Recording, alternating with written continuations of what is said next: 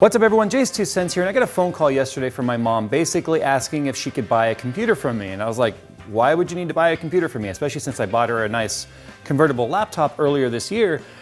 She basically said so that the grandkids will stop taking my computer. She shares a house with my sister and brother-in-law who is a retired Army veteran.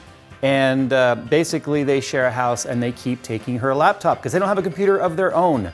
So that's what we're gonna be doing here today. We're gonna be building and basically surprising them with a computer, but I'm not going to be filming that part because they're very shy and they don't want to be on camera. They never have, so I'm not going to put that evil on them.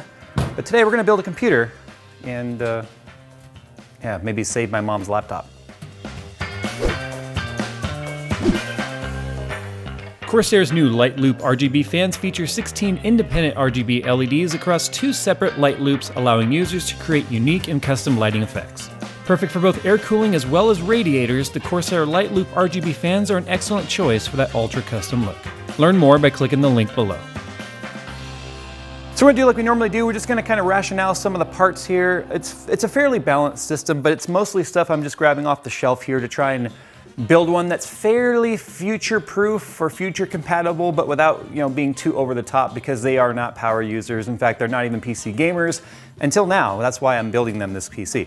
So this right here, although it's just the chassis, I already tore it down. This is the Corsair 270R. It's a very inexpensive mid-tower case that can fit all of our parts, and it's even water cooling friendly, although we will not be doing any water cooling on this build. I got some UV lighting right here. I'll play around with some of the lighting to see what we can do in this case. I've got 4 of BitPhoenix 120mm fans. I just thought the contrast of the white and the black would look good, especially since he's a huge Star Wars fan. I thought maybe he would go for sort of a stormtrooper-y kind of a thing. My brother-in-law, that is. Actually, the whole family is huge Star Wars fans. We'll talk about CPU here. So I grabbed my 1500X, it's AMD Ryzen 5, because it's 4 cores, 8 threads, very decent overclocker. It's gonna have a lot of future compatibility. But it's not a ridiculously overpriced CPU for them, but I think it's gonna get the job done for years to come. We are gonna be putting in there, motherboard-wise, our Tomahawk B350 motherboard, mostly because it's a fairly neutral color scheme. It's basically black and gray. Again, I think it's gonna go very well with the whole sort of a Star Wars theme I'm kinda going for, without actually putting anything Star Wars in there. But yeah, I think it'll get the job done. We've used this in quite a few tests. It's always been a fairly solid board. I've heard some mixed reviews in terms of overclocking reliability on this, but we're not going to be doing any crazy overclocks, if any overclocks at all. I might do a little bit. But instead of using the stock Wraith cooler that comes with it, I'm going to be putting in my Cooler Master Master Air MA610P. The weird numbers. I think they're the military. I don't know, crazy numbers. Mostly because it's RGB. I could do red or something. Like I said, I'm trying to do sort of a Star Wars-y theme, but I want to overcool the CPU. And I'm not going with an AIO or water cooling because I want the ultimate in reliability, because like I said, they are not power users. In fact, I don't remember the last desktop I've ever seen my sister's family with. It's always been laptops. In fact, I'm not sure they've ever had a gaming desktop. So this is gonna be kind of a first for them.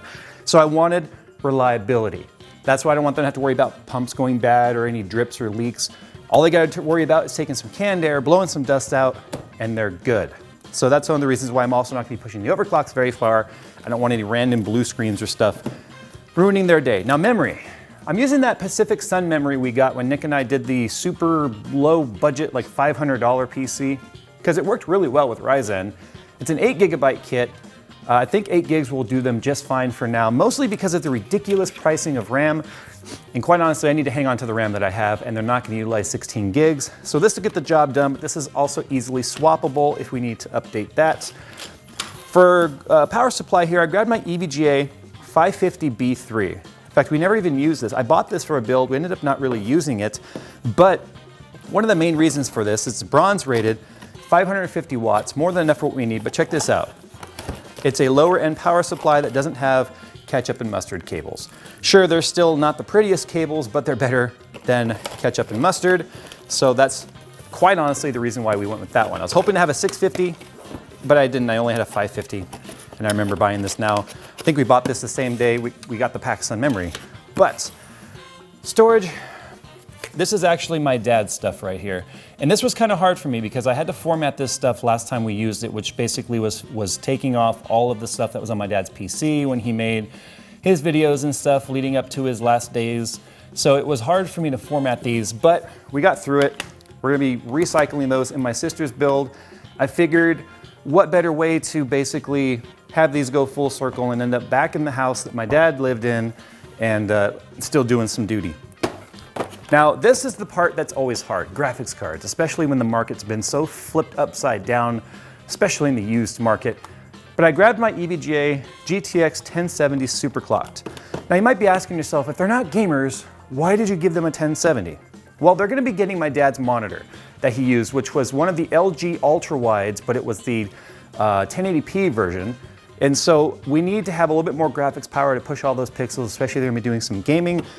But my sister's family was absolutely hooked on my HTC Vive when they came over a few times, and played it specifically for game night, and they were obsessed with VR. So I want to give them something that's powerful enough to be able to run VR if they decide to get a Vive or any other HMD. So I didn't want to undersize their GPU. We're just going to go straight with a 1070, which I think is a very good sweet spot. So with that said, we're just going to build it. I believe there's actually some games already on this Kingston drive because we used this in a couple of tests. But we're gonna put it together, see how it looks, and maybe we'll do a couple of benchmark runs to see how it performs.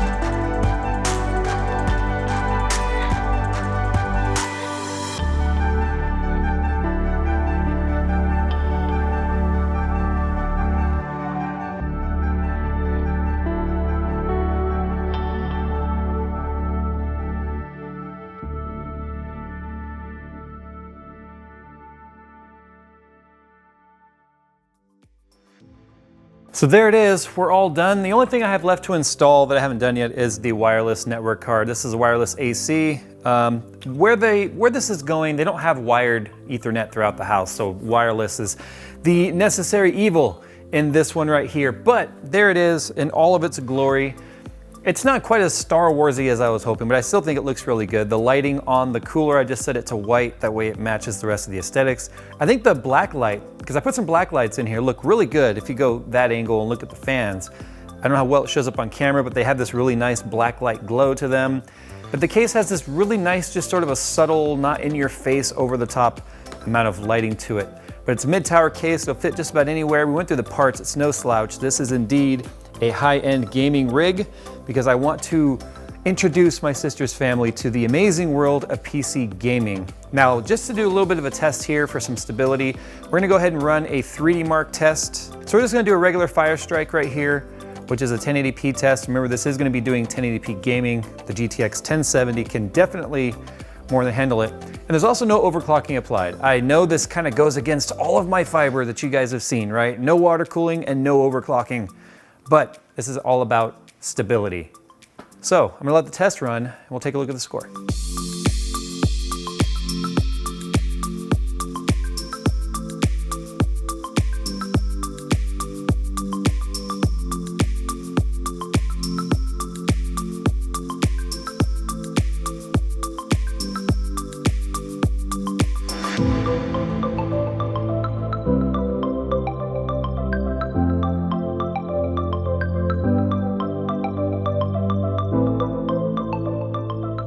So here's our score. We got a 14,088 as our total score. Graphics score of 18,206. Really not bad for a stock EVGA 1070 SC, which is essentially just a Founders Edition card. So it's doing pretty damn well. Obviously we could push those scores higher if we overclocked, but I don't want to do that. So 14,088, not bad at all. Well guys, I'm gonna go ahead and finish doing the updates to this. Actually, updates look like they've completed. All the drivers and stuff are installed. I'm gonna deliver this now and I'm going to rescue my mom's laptop from the nephews. So with that said guys, just felt I'd make a video about this. It's going to a good home and hopefully they'll get bitten by the PC gaming bug. You can see I've already pre-installed Steam, right? When they're like, well, where do we get our games? There it is, right there. Steam's where we're gonna start. And maybe a Steam sale will roll around or something and get them completely bitten. Also, I have no idea how much this rig actually cost. So what I'll do is I'll put links to all the parts that were used down below because I don't know what the total cost of this is. If I had to guess, I'd say it's probably somewhere around $1,300 or so, which is a mid to higher tier of the high-end gaming PCs. Of course, it can scale up from there. But I'm gonna go guys, thanks for watching. And as always, I'll see you in the next one.